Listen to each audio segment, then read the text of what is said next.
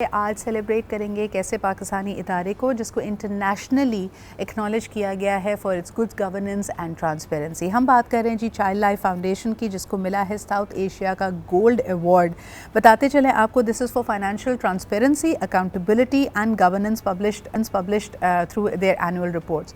پاکستان میں واقع جتنے بھی world class N G Os ہیں, ناٹ فار پروفٹ ادارے ہیں, وہ اپنی بکس کو بالکل ٹرانسپیرنٹ رکھتے ہیں. Not only are we known for our philanthropy but for creating these world class institutions جو on the ground battle کر رہی ہیں پاکستان کے سب سے چیلنجنگ ایشوز کو. چائلڈ لائف فاؤنڈیشن کے بارے میں آپ کو بتاتے چلے کہ تقریباً اگر ہم بات کیا جائے لائف سیونگ ٹریٹمنٹ 15 لاکھ بچوں کا سالانہ اس میں علاج کیا جاتا ہے فری آف کاسٹ, اور یہ 24/7 پاکستان کے کئی اہم ایمرجنسی وارڈز کو مین کرتے ہیں جہاں پہ بچوں کو فوری طبی امداد دی جا سکے. اس کے علاوہ ٹیلی میڈیسن سیٹلائٹ سینٹرز بھی قائم کیے گئے ہیں جو دور دراز علاقے ایسے اضلاع جہاں پہ یہ سہولتیں نہیں ہیں وہاں تک بھی بہترین میڈیکل ایکسپرٹیز کی رسائی کو یقینی بنا رہی ہیں. 100 سے زائد پبلک سیکٹر ہاسپٹلز میں بھی انہوں نے چلڈرنز ایمرجنسی کا انعقاد کیا ہے. اینڈ آف کورس یہ حالیہ ملنے والا ایوارڈ ان کی کامیابی اور ان کی زبردست پرفارمنس کا منہ بولتا ثبوت ہے. ہمارے ساتھ موجود ہیں ڈاکٹر احسن ربانی جو کہ سی ای او ہیں چائلڈ لائف فاؤنڈیشن کے. السلام علیکم احسن صاحب, بہت بہت شکریہ, مبارکباد ایک دفعہ پھر, اور یقیناً this comes in as an acknowledgement of the wonderful work that Child Life is doing. Tell us a little bit about this award. بالکل, آرگنائزیشنز کے لیے بہت ضروری ہوتا ہے کہ وہ اچھا کام کریں, ہائی امپیکٹ کام کریں, لیکن اکثر این جی اوز کا یا نان پروفٹ آرگنائزیشنز اس چیز سے بھول جاتے ہیں کہ ڈیسیشن میکنگ پروسیس آپ کا کیسا ہے. گورننس اگر اچھی ہوگی تو کام کی سسٹینیبلٹی ہوگی, not only financial sustainability but organizational sustainability. تو اچھے فارمولا کو فالو کرنا بہت ضروری ہے. ہم اپنے ملک کو چلا رہے ہوں یا اپنے ادارے کو چلا رہے ہوں, گورننس از دا کی. بلکہ کہتے یہ ہے کہ 19ویں صدی انڈسٹریلائزیشن کی صدی تھی, 20ویں صدی ٹیکنالوجی کی صدی تھی, اور 21ویں صدی گورننس کی صدی ہے. اور یہ اس لیے کہ اگر آپ 2008 کا فائنینشیل کرائسس دیکھیں تو it happened because of lack of governance at some large financial institutions, اور سنو بال افیکٹ ہوا. تو اس کے بعد سے اور اس سے پہلے بھی اب یہ فوکس ہے کہ جہاں بھی آپ گورننس کو بہتر کر سکتے ہیں وہ آپ کا نمبر 1 کرائٹیریا ہو. تو چائلڈ لائف فاؤنڈیشن بھی ان این جی اوز میں شامل ہے جو نہ صرف اچھا کام کرنا چاہتے ہیں بلکہ اچھی طرح کرنا چاہتے ہیں. So not only do good but be good. مجھے بتائیں احسن صاحب, لیکن اس میں کیپیسٹی ایشوز آپ کو کیا آتے ہیں؟ Because I understand you working in the most vulnerable areas and districts of Pakistan, جہاں پہ ایک ہوتی ہے کہ ٹھیک ہے جی میری انٹینشن, میری نیت 100% اچھے کام کرنے کی ہے, لیکن وہاں پہ لوگوں کو ٹرین کرنا, گروم کرنا, ایک پورا مائنڈ سیٹ اسی طرح بنانا کہ نہ صرف کام کرنا ہے بلکہ اچھے طریقے سے, احسن طریقے سے کام کرنا ہے, یہ کس حد تک ممکن ہو پاتا ہے اور اس میں چیلنجز کیا آتے ہیں؟ دیکھیں, آپ نے گڈ انٹینشنز کی بات کی. کہتے ہیں کہ the highway to hell is paved with good intentions. So good intentions alone are actually damaging. آپ یہ سوچئے کہ دنیا میں جو بڑے ادارے ہیں, ایک چھوٹا سا ایگزامپل لے لیجئے, جو فاسٹ فوڈ کی چینز ہیں, کسی کے 40,000 آؤٹ لیٹس ہیں, کسی کے 35,000 آؤٹ لیٹس ہیں, اور آپ دنیا میں کسی بھی ان کے آؤٹ لیٹ میں چلے جائیں, جو اسٹینڈرڈ فوڈ کا ہے, جو لک اینڈ فیل ہے وہ سیم ہے. وہ یہ کیسے اچیو کر پائے؟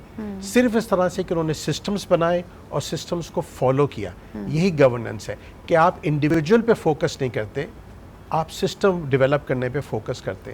تو اگر آپ اچھا کام کر رہے ہیں, آج ہم 15 لاکھ بچوں کی جانیں بچا رہے ہیں, ہماری کوشش یہ ہے کہ ہم 50 لاکھ بچوں کی جانیں بچائیں. لیکن وہ کام کرنے کے لیے, جیسے آپ نے کہا, جتنے آپ سینٹر سے دور جا کے کام کریں گے, آپ کے سسٹم سٹرونگ ہوں گے تو آپ اپنا کام ریپلیکیٹ کریں گے. احسن صاحب, اس میں ایک بڑی اہم بات یہ ہے کہ I see child life foundation as an excellent example of what miracles can be done with wonderful public private partnerships. یعنی جب آپ, مجھے لگتا ہے بد سے بدنام برا والی صورت حال ہوتی ہے کہ ہمارا ہیلتھ کیئر سسٹم, اس میں بہت گیپ صحیح, لیکن پبلک ہیلتھ کیئر بہرحال it is the biggest provider, the largest provider, اور ان کمیونٹیز میں جا کے کام کرتے ہیں اور ان تک ہیلتھ کیئر کو پہنچا رہے ہیں جہاں شاید فار پروفٹ آرگنائزیشنز کے لیے پرفارم کرنا یا آپریٹ کرنا ممکن نہ ہو.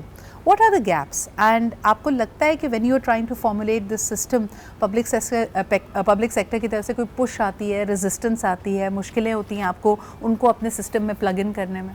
دیکھیے, جب کوئی بھی آپ اچھا کام کرنا چاہتے ہیں تو بلکہ آپ اس طرح سمجھ لیجئے, جب آپ پاکستان کے حالات یا اپنے ملک کے حالات دیکھتے ہیں تو 2 چوائسز ہوتی ہیں. کہ ہم یہ کہیں کہ کچھ نہیں ہو سکتا اور ہم اپنی زندگی گزاریں, یا ہم کہیں کہ ہم نے کچھ کرنا ہے.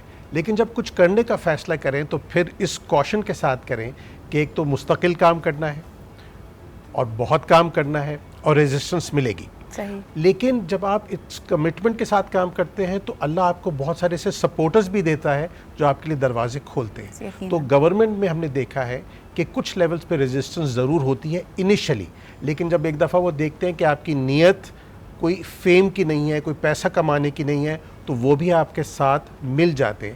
اور پولیٹیکل گورنمنٹ جو سیاسی لیڈران کی طرف سے امیزنگ سپورٹ ہوتی ہے, because we help them achieve their objectives, which is to provide services for the people. اچھا احسن صاحب, اس وقت بار بار بات کی جا رہی ہے کہ there is a health care crisis looming and brewing in Pakistan, خصوصاً اگر فارماسیوٹیکل کمپنیز کی بات سنی جائے.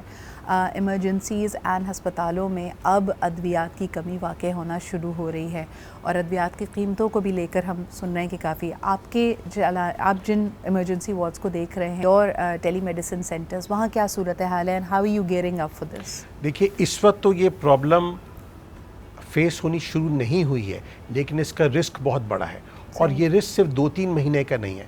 جس طرح ہماری کرنسی ڈپریشیٹ ہو رہی ہے تو پرائسز بڑھ رہی ہیں, پھر امپورٹس پہ جو چیلنجز رہے ہیں تو را مٹیریل جو ہم پروڈیوس کرتے ہیں اس پہ بھی پرابلم ہے. اگر ہر چیز کی قیمت 50% بڑھ جائے گی, امپورٹڈ آئٹمس کی 50% بڑھ گئی ہے, تو افورڈیبلٹی بہت مشکل ہو جائے گی, چاہے لوگ خود خرید رہے ہوں, چاہے کوئی اس کو غیر سرکاری تنظیم خرید کے دے رہی ہو. تو ہمیں اگلے کچھ مہینے نہیں کچھ سال تک یہ پلان کرنا ہے کہ ہم ایک کرائسس سے گزر رہے ہیں اور وار فوٹنگ پہ ہمیں کام کرنا ہے. اور مجھے خوشی ہے کہ گورنمنٹ کے کچھ مذاکرات کامیاب ہوئے ہیں, کچھ تاکہ دوائیاں ملتی رہیں. لائف سیونگ میڈیسنز نہ مل پائیں تو پھر بہت بڑا کرائسس ہو جائے گا ہمارے لیے.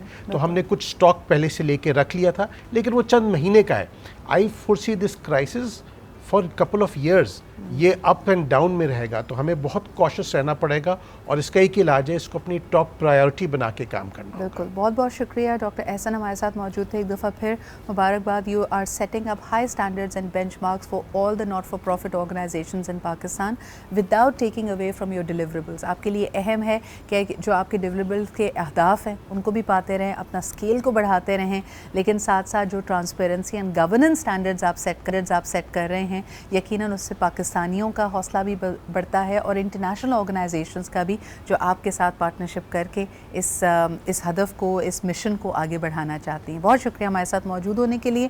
اس وقت لیتے ہیں break. And you also heard کہ یہ جو لومنگ کرائسس کی سچویشن ہے یہ بڑی ریئل ہے, اینڈ ہم دعا گو ہیں کہ اللہ تعالیٰ ہماری حفاظت کرے اور ایسے اسباب ہمارے لیے پیدا کریں کہ یہ تمام مشکلات آہستہ آہستہ دور ہو جائیں, لیکن اس کے لیے نیک نیتی کی اور پرسسٹنٹ محنت کی ضرورت ہے.